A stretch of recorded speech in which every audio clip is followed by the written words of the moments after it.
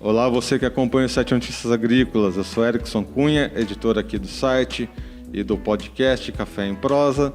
E hoje vamos a mais um episódio com a participação do Marcos Suplicy, ele que é diretor da marca de café Suplicy e vai nos contar um pouco da história dessa marca. Então aproveita, pega a sua xícara de estimação, um café quentinho e vem com a gente em mais uma entrevista. Seja bem-vindo, Marco, aqui ao nosso podcast Café em Prosa. Obrigado. Eu estou aqui também com a Virgínia Alves, ela que é a nossa especialista no setor de cafés. Boa tarde, Erickson. Boa tarde, Marco. Boa tarde, Virgínia. Muito bem, hoje a gente vai contar um pouquinho a história aí do Café Suplicy, né, um pouquinho da história. Mas antes da gente começar, Marco, eu quero saber a pergunta que não quer calar. Quantas vezes a sua marca foi confundida por causa do nome Suplicy? No mercado geral, muitas vezes, mas no mercado de café em especial, poucas, porque o senador, ele é filho de um corretor de café. Então a história da família Suplicy em café precede a história da família Suplicy em política. Mas o senhor tem parentesco? Ou é só uma coincidência do nome? Imagina, uma família só. O pai do Eduardo e meu avô foram sócios. Ah, tiramos aí a dúvida geral da nação aí, então. Bom, brincadeiras à parte, conta um pouquinho a sua história, né, com relação ao café e com relação à marca Suplicy.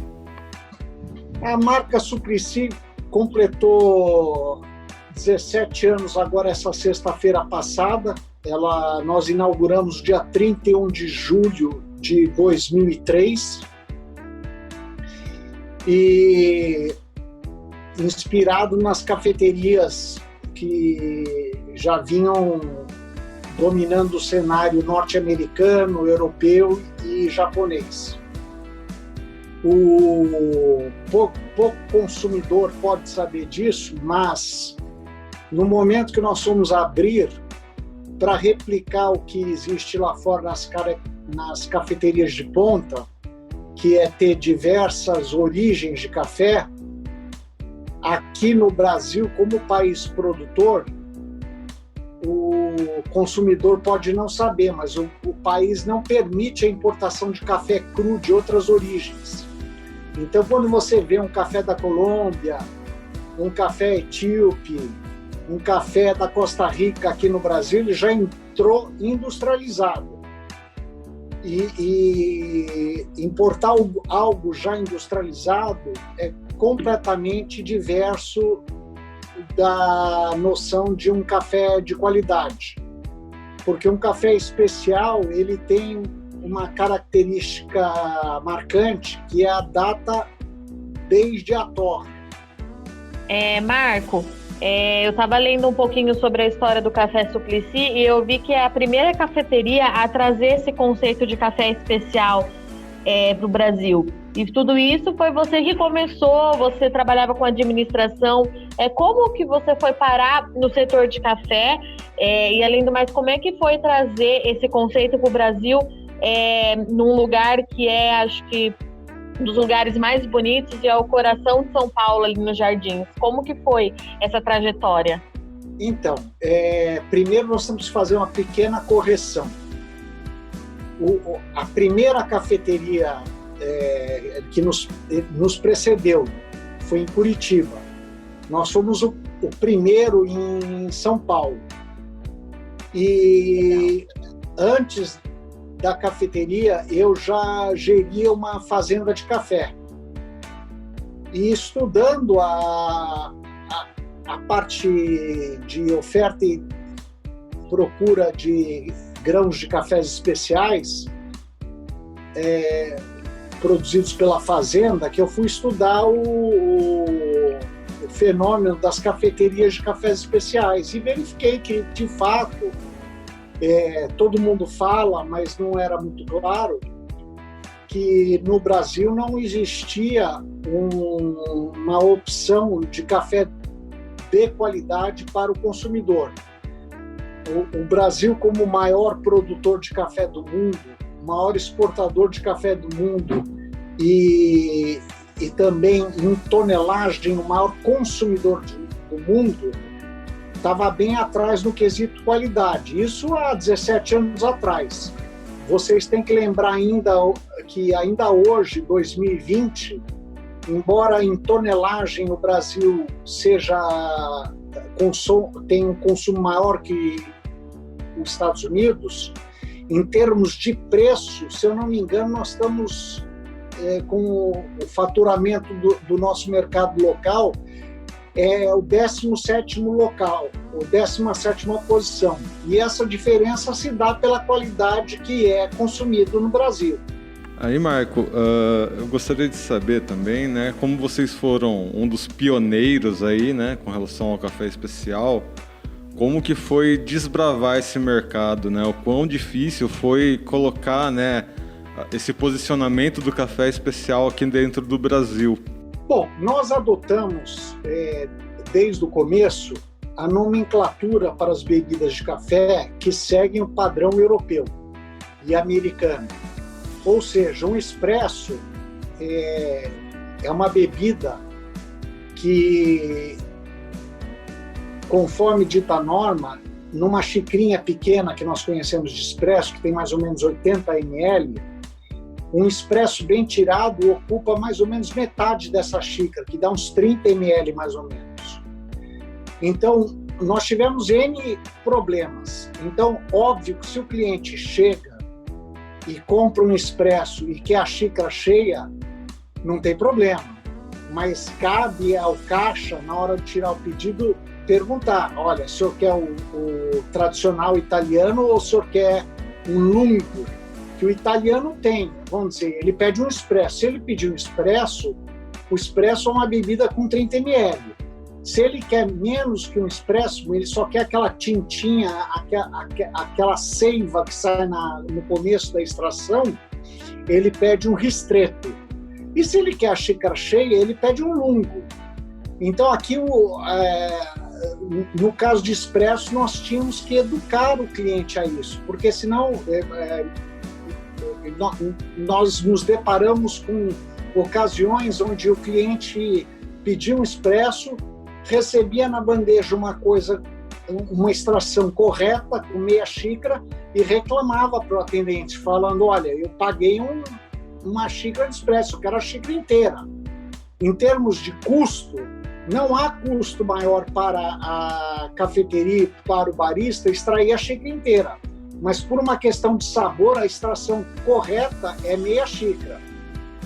Da mesma forma que cappuccino. O cappuccino, nós tivemos muita dificuldade, porque o cappuccino, conforme uma definição internacionalmente aceita, é uma bebida com só 2 ingredientes, café e leite. Ela não tem canela, ela não tem chocolate. Isso tudo é uma invenção. E também o cappuccino não existe na xícara de expresso.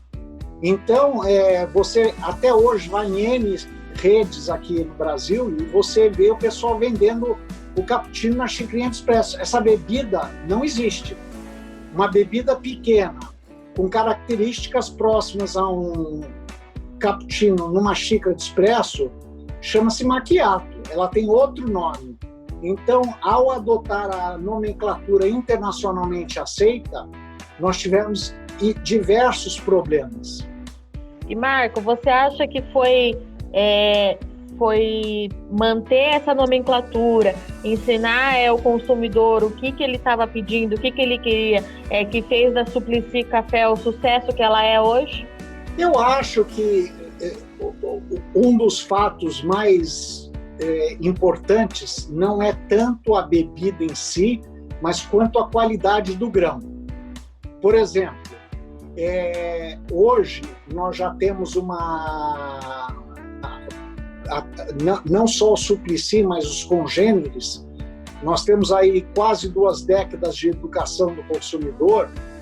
Então, as pessoas sabem que para um preparo naquela moquinha italiana que vai ao fogo, ou para um preparo no coado, ou para um preparo numa extração francesa, Para cada um destes preparos, exige uma moagem, uma granulometria diferente. E como vocês sabem, até então, o café encontrado naquela época nos supermercados era a tradicional almofada e ele vinha pulverizado, uma moagem super fina. Se você pegar um café almofada dito tradicional e tentar pôr na moca italiana, ele não vai passar, é fino demais. Então, vamos dizer, teve uma série de conceitos, de educação, de aprendizados que foram feitos. Mas acho que isso que o senhor está trazendo é meio que uma cultura do brasileiro, né? Não só com relação a cafés, mas a gente vê, por exemplo, o sushi, né? Que é tradicional lá do Japão. Chegou no Brasil, a gente deu um jeitinho de dar o toque brasileiro no sushi. Os cafés, que a maioria vem dos costumes italianos, né? A maior parte das bebidas vem desses costumes italianos, e aí tem a mãozinha daí do brasileiro de querer fazer do seu jeito. Até que ponto, né, a gente pode dar essa abertura com relação ao tradicional em trazer o gosto brasileiro? E quando o brasileiro vai para fora, né, vai para outros países, experimentar cafés de outros países, o que ele tem que estar preparado, né? Porque vai ser diferente a experiência, assim como é diferente a experiência de comer sushi aqui ou no Japão. O que tem aí, né, de Brasil e tá preparado para experimentar um café ou aqui ou em outro país, levando em consideração essa mãozinha brasileira? Olha, eu pessoalmente, na questão específica do café, eu acho que a tolerância de quem quer fazer a coisa bem feita, em termos de consumo, nós temos que ter uma salvaguarda. Por quê? Porque o Brasil tem a responsabilidade de ser o maior produtor de café. Então, no caso de produção de café, se você for pegar, agora fala-se muito em sustentabilidade, preservação da natureza, etc. e tal. Pois bem, o Brasil já desde a década de 90, o Brasil já vinha se firmando enquanto produtor de café, a nível de fazendas produtoras, nas melhores práticas que existem de sustentabilidade.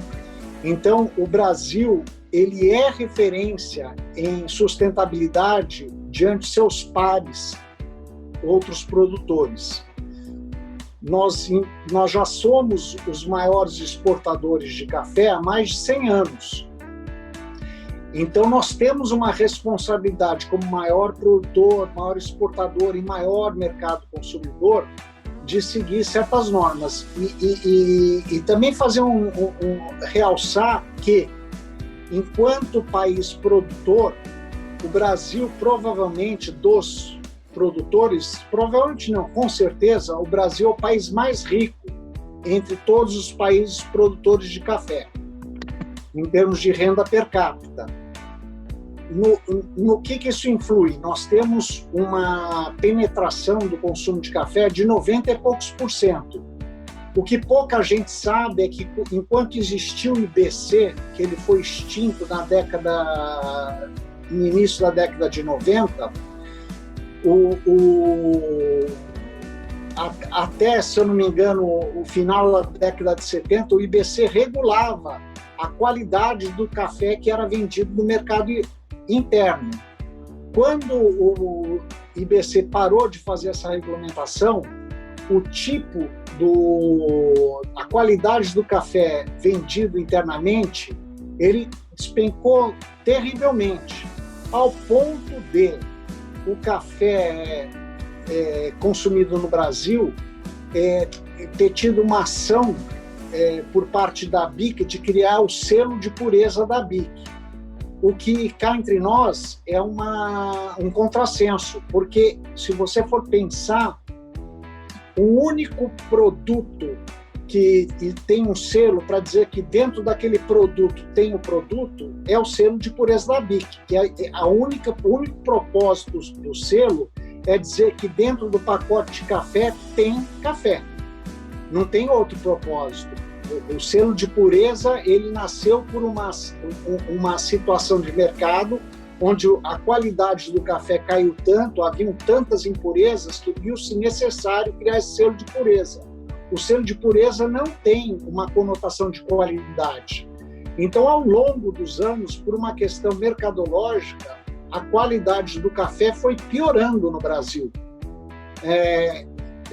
De tal sorte que os importadores, quando vinham ao Brasil visitar as plantações e iam tomar café aqui na rua, se surpreendiam pela qualidade do café. Então, essa mudança tem que ser levada em consideração.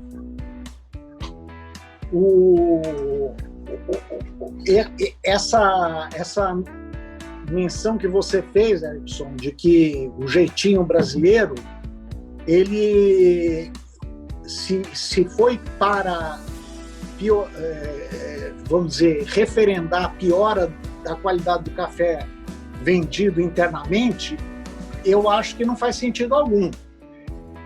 Ela é contra o consumidor e ela é contra o produtor que se aplica para fazer um produto de qualidade. Em questão de evolução, para essa produção de cafés especiais, 17 anos depois, você consegue mensurar para a gente quanto que o Brasil já evoluiu na produção desse café? O que ainda nos coloca na frente dos nossos concorrentes produtores? Então, nós temos que fazer duas separações. Uma é o Brasil enquanto produtor de café fino, que o grosso é exportado, e a outra o mercado interno. Eu não tenho nenhuma observação quanto à exportação, a não ser laudatória. O Brasil realmente ele já é e dificilmente ele perderá a posição do maior exportador de café de qualidade do mundo. É óbvio que o Brasil produz muita quantidade também, então também nós exportamos cafés de baixas qualidades. Mas dentre os produtores de café de qualidade, o Brasil já é referência. E esse crescimento ele é exponencial em termos de produção brasileira e exportação brasileira. No mercado interno, a gente percebe, assim, desde 2018, uma atratividade e uma curiosidade por parte do consumidor pela melhor bebida. Para dar um exemplo, que todos sabemos, em especial os pequenos produtores de café, a dificuldade, as intempéries que é produzir um café de boa qualidade. No entanto, esse mesmo pequeno produtor que produz as suas 20, 30, 50 sacas por ano, ele reclama do preço, mas ele produz o seu café de excelente qualidade, daí ele vai no supermercado e compra o que tem mais barato, que geralmente é um café tradicional que é de péssima qualidade. E por que é de péssima qualidade? Porque a quantidade de café que o Brasil produz é tão grande e esse café é todo maquinado, então é todo separado para os padrões de exportação diversos.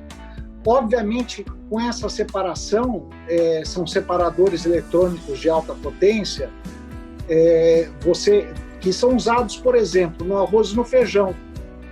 Antigamente, quando não existiam esses separadores, era normal você comprar no supermercado aquele apetrecho de plástico para catar os carunchos do arroz e do feijão. Hoje em dia isso não existe mais.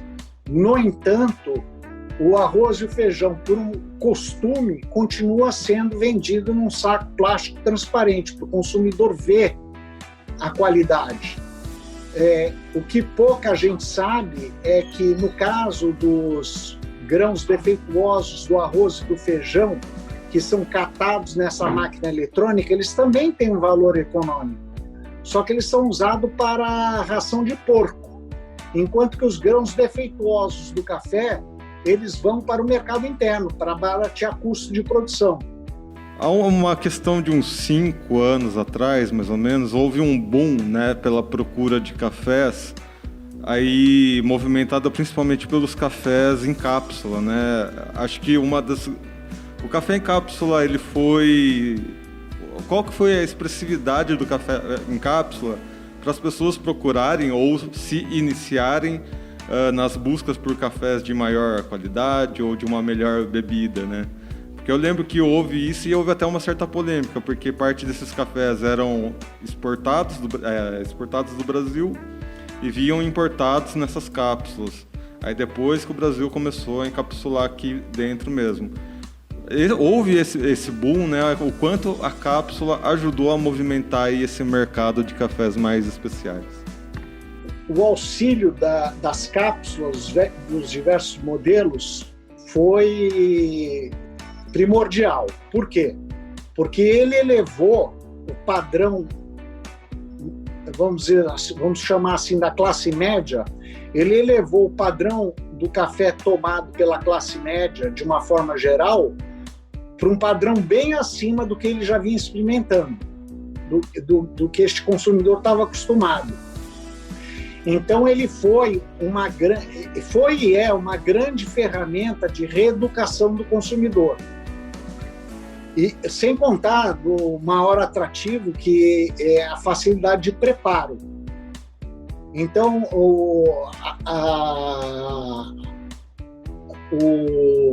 dentro do mercado brasileiro, a produção dos cafés em cápsulas ajudou e muito o setor.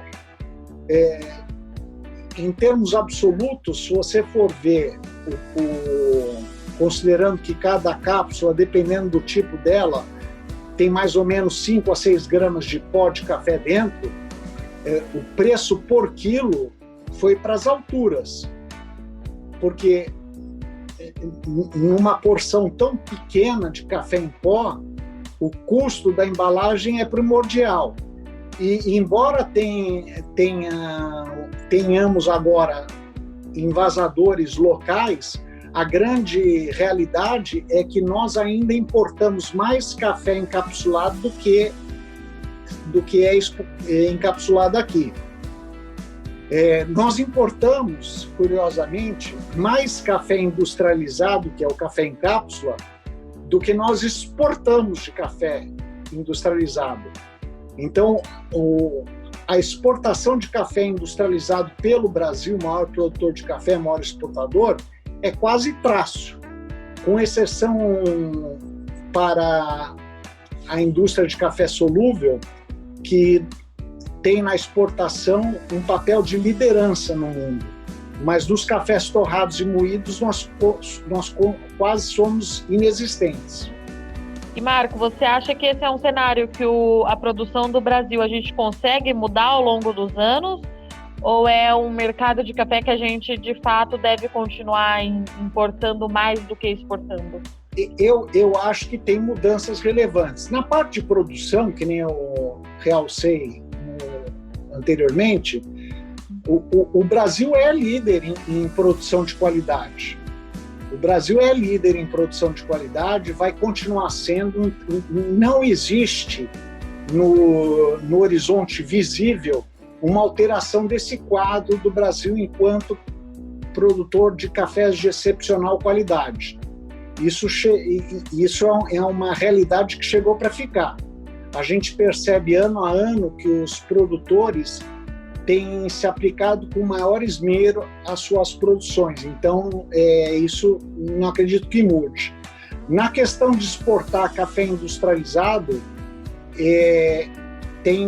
tem óbvio que políticas envolvidas, por exemplo, você importar um café industrializado pronto, envasado na Europa para o Brasil, ele vem sem tributos.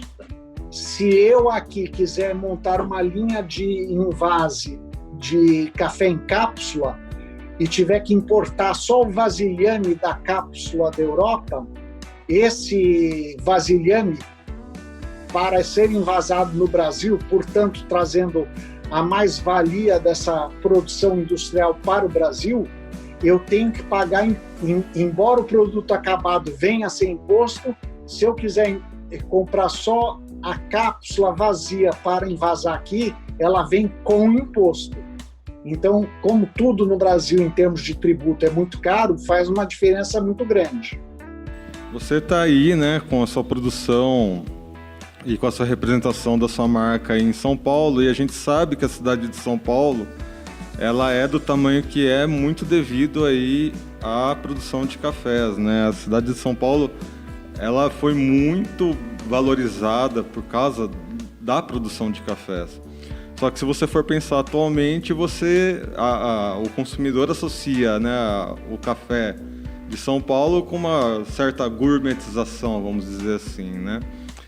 E enquanto que outras regiões do país, isso ainda está numa base de um processo. Você acredita que São Paulo, por ter esse pioneirismo, por ter essa importância, ela tem um certo avanço e relevância ainda hoje em dia com relação ao resto do país, quando se fala em cafés especiais, ou não? As regiões cafeeiras, elas já estão avançando em conjunto com relação a esse assunto? Não, em termos de consumo, eu acho que cada dia é mais irrelevante onde se dá esse consumo. Nós temos aí, por exemplo, no momento, um boom das indústrias que fabricam pequenas máquinas de torrefação. Se você tentar comprar uma dessas pequenas máquinas de torrefação de qualquer uma das indústrias, que são diversas, que tem aqui no Brasil, você vai encontrar uma fila de espera. E geralmente essas máquinas estão com uma capilaridade enorme. Então nós temos, isso quer dizer o quê? Que nós temos gente torrando café de qualidade, geralmente. É muito difícil que alguém adquira uma máquina dessas para torrar café de baixa qualidade. Então, geralmente, quem adquire uma máquina dessa é para torrar café de qualidade e torrar pelo Brasil inteiro. Nós temos notícias aí de pequenas torrefações pelo Brasil inteiro, pipocando, aparecendo, e tem muito a ver também, vamos dizer, fora o fator qualidade, o fator frescor. Eu sou de uma geração que, quando você entrava numa padaria aqui em São Paulo, não tinha cheiro de pão, tinha cheiro de café, porque o café ele vinha em grão, ficava numa grande cúpula de vidro e o pessoal da padaria moía a pedido a quantidade de café que você iria levar. Depois, com o tempo, isso foi desaparecendo, mas o pessoal da minha geração ainda tem essa memória do que era o café numa padaria de 30, 40 anos atrás. E Marco, 17 anos depois, você acha que é possível a gente... você conseguiu identificar o perfil do consumidor brasileiro? Qual é o café que o brasileiro gosta de tomar, no final das contas? Olha, infelizmente, assim, quando você faz uma pergunta dessa que você está falando de forma genérica, o café que o brasileiro gosta de tomar é um café ruim. Nós temos... É verdade. Então, não porque ele goste de tomar um café ruim, é que ele não conhece.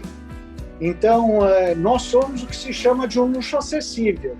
Então, um café de má qualidade, ele custa talvez 8 a 10 centavos por xícara. E um café de excelente qualidade custa talvez 40 centavos por xícara para quem está fazendo em casa. É uma diferença percentualmente muito grande, mas em termos de indulgência é bem pequeno.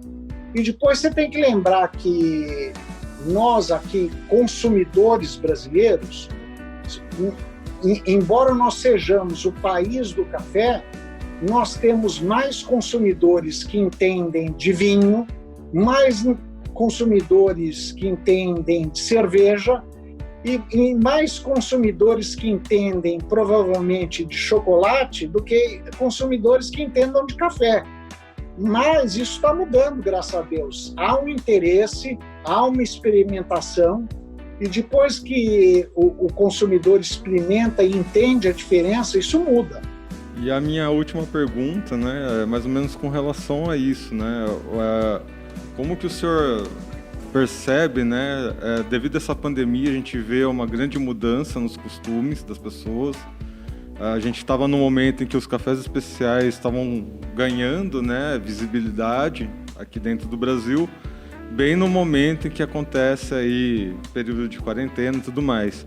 Como é que a marca Suplicy encarou esse momento e quais são as perspectivas que o senhor vê para o setor de cafés especiais daqui em diante? Nós, particularmente, nós estamos sofrendo muito porque nós tínhamos uma saída muito grande em lojas, tanto próprias quanto franqueadas, e escritórios. Os escritórios, na sua maioria, estão em home office, então não estão consumindo. E na questão das lojas próprias, as que já abriram estão com faturamento bem aquém do que existia. Por outro lado, nós estamos vendo não uma revolução, mas um incremento significativo nas vendas online. E isso nos mostra que o consumidor tem sim a vontade de experimentar e de procurar cafés diferentes.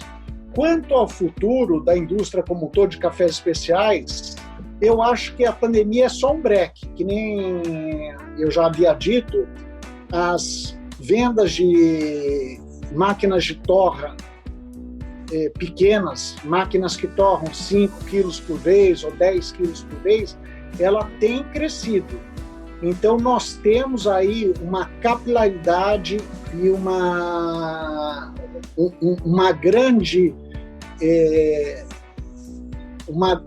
grande abertura para novas experimentações em vários recantos do Brasil.